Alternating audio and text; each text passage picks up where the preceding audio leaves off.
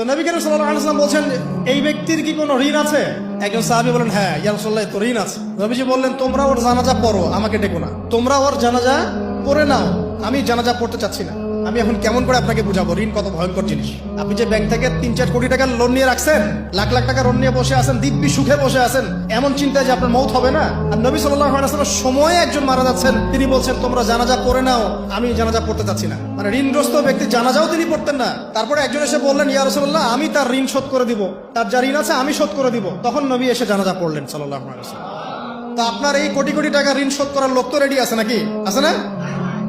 সমস্যা নেই, আপনার জানাজা পড়া হবে, আপনার মিলাদও হবে, আপনার একটা বড়সড় দোয়াও হবে ইনশাআল্লাহ। কিন্তু আল্লাহ পাক বলেছেন, শহীদ আল্লাহর পথে যুদ্ধ করে শহীদ হয়েছে, এই ব্যক্তির আত্মাও ঝুলে থাকে যতক্ষণ পর্যন্ত না তার ঋণটা শোধ করা হয়। এবার বলেন আমি কি বুঝাবো আপনাকে? আর কিছু বলতে হবে? তো এখন সেই দোয়া শিখাচ্ছি আপনাদেরকে, যে দোয়া শিখলে আপনারা ঋণ থেকে বাঁচবেন।